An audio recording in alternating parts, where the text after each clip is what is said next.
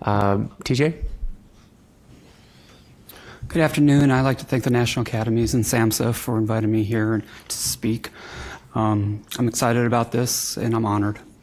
My name is TJ Wocasek. I'm a licensed professional counselor supervisor in Anchorage, Alaska at South Central Foundation. I clinically oversee the BERT team, Behavioral Urgent Response Team. We are a consultant-based team, on-call team. It's a 24/7 team. We have 3 services. The first service is the 24/7 piece, which are crisis clinicians, and they deal and address psychiatric emergencies, risk assessments. Could be symptoms of psychosis, depression, anxiety, capacity consults to help doctors out if patients are choosing not to have a procedure. That could be life-threatening if they don't have it. Another part is our psychiatric providers. They are medication providers for our patients, and that is on the floors in the ED as well as an outpatient piece where patients who come back out of the state hospital, which is called Alaska Psychiatric Institute, API, they only give out 1 to 3 days worth of meds, and then we pick up the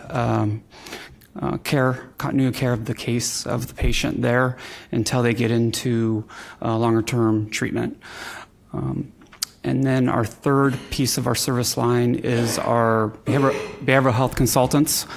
And they go up on the floors and they conduct substance use screenings, depression screenings, could be bereavement, could be grief, anything along those lines for patients and families. This is a very meaningful topic to me. 30 years ago in November, one of my best friends and teammate for many, many years died by suicide, carbon monoxide, after school. And that was a shock to a lot of us. It really rocked our school. The next morning, I didn't know about it, but I could just feel there was a heaviness in the air. And really, a lot of people didn't know about it until after it was announced. And they the coaches wanted to talk to his close friends, which was myself and 5 other friends and teammates, and they informed us of what happened. I knew right away it was not an accident. That's what it was told. So being truthful is very important because I got very angry and bitter about the adults trying to protect my feelings rather than just saying what happened. And on the other hand, later I looked at it and went, okay, they're just trying to protect us. But, I'm 17, 18 years old at that time, And he was too smart. I knew he was too smart to work on his car with the garage door down. So that hurt that they didn't feel like they could think that we could handle that. And then in the next year and a half, there was 4 more of my friends and teammates that attempted, and 2 more died by suicide. So 3 within a year and a half time, during a time where I was a senior, then transitioning to freshman year of college. I went to the University of Arizona my freshman year, so away from home and safety. And but going back to what Frida was saying, I've been in the shoes there where I've been on the other side.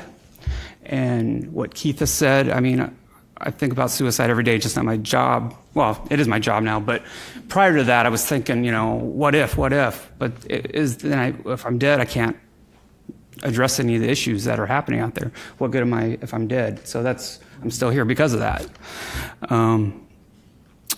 So I got the experience as a substance use counselor for a year. Worked with a lot of DOC people, a lot of court-mandated people, learned a lot of life lessons there, very green coming out of my graduate program, and they taught me well. I had a wonderful mentor and supervisor. He informed me of thinking errors, and that was a huge part of how I address people in substance use realm and then working with adolescents. There's a lot of thinking errors, not only with adults, but with adolescents.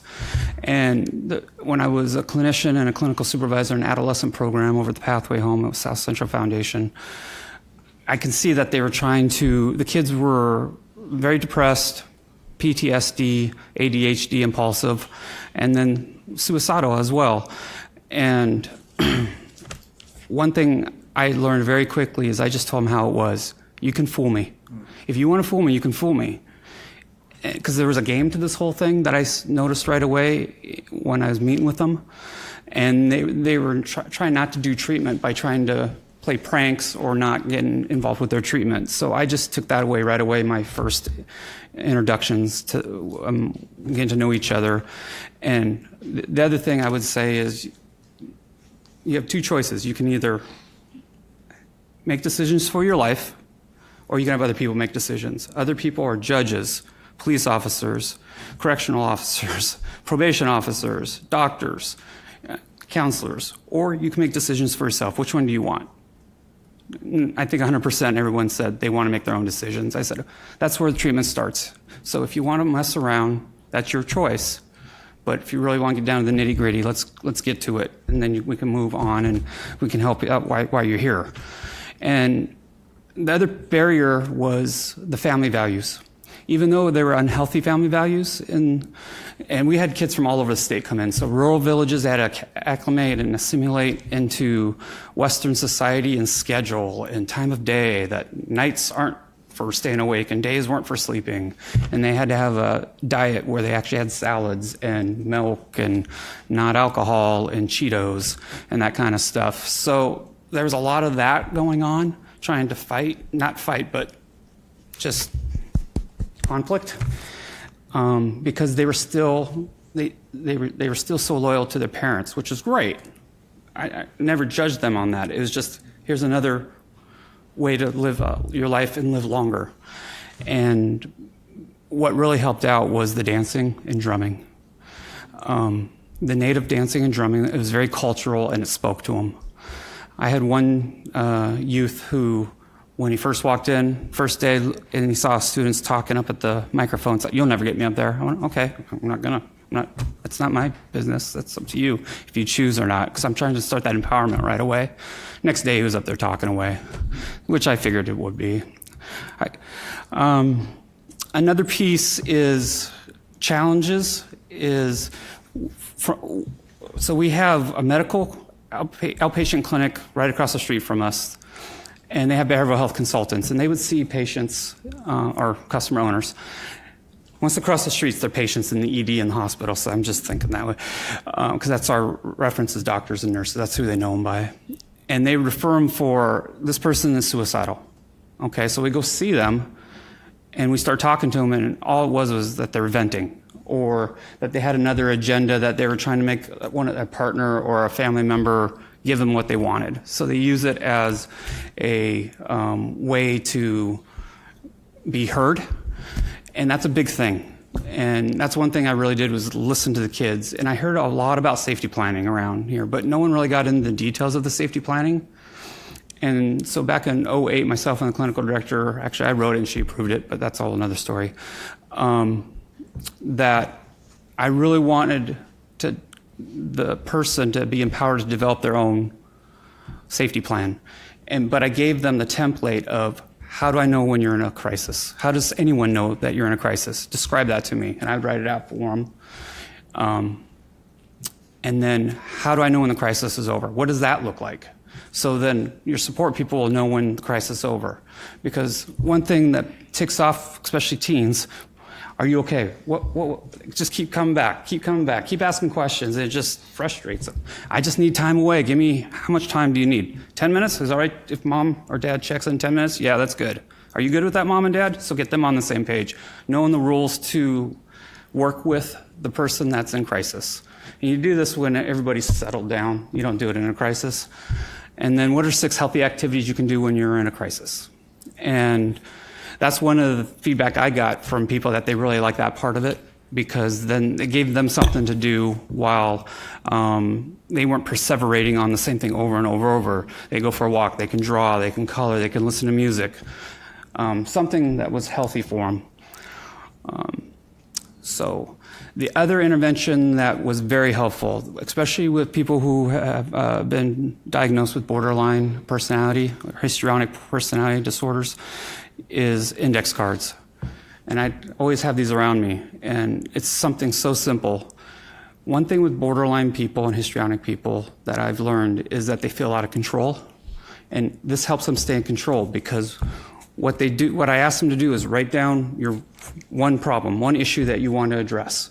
So they write it down. I said, okay, flip it over. Now you're going to give me 3 to 5 healthy ways to deal with that. So what you're doing is you're self-regulation. You're teaching them how to self-regulate. They can when they feel in that mood or that issue comes up, they turn over and they can pick any one. It's their choice. They're empowered to do that. And no one's controlling them. They're controlling it.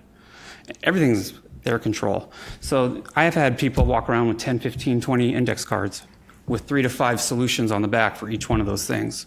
And I one time was walking in the mall with my family, Fifth Avenue Mall, downtown, and a redheaded lady comes up out of the blue just yelling, TJ, TJ, TJ, I'm doing so good, the cards are working. Excellent.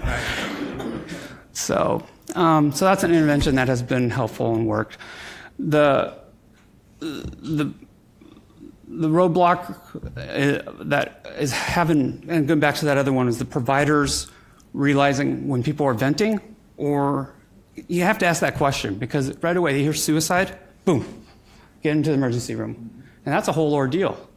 We have the purple plum scrubs that they put them in, sometimes in the hallway, and they're in this. And I notice 1 through 20 is how many beds we have, but then all of a sudden we have 40, 41, 42. And I think I know where that came from, is the back 40. No one's told me that, but I think that's why that number system is back there. So that's a negative connotation. Wow. So why do we have that? And the last piece to what can help out more would be the safety of patients themselves, other patients, and the staff. We don't have a psychiatric unit in our ED. We have one-on-one observers. And nothing against people that were hired for that. I was part of some of the hiring. But they may not have all the knowledge. We do the best training we can. But I've had some people that are right close talking to people while they're not supposed to talk to them at all. And why are you so close? Back off, because you don't know what they're going to do. So just have resources to help. And then the intensive case management piece is huge. And a lot of people that have mental health disorders have burned bridges with their families and support groups. So intensive case management is a way to be able to keep an eye on them out there, that they don't have to go to the ED to get help and go to hospital, because no one wants to be responsible if this person dies by suicide. So they get in the hospital within 24 hours to 72 hours discharges them. Really? Have you done the work? I mean, because there's a lot of frequent flyers. So anyways.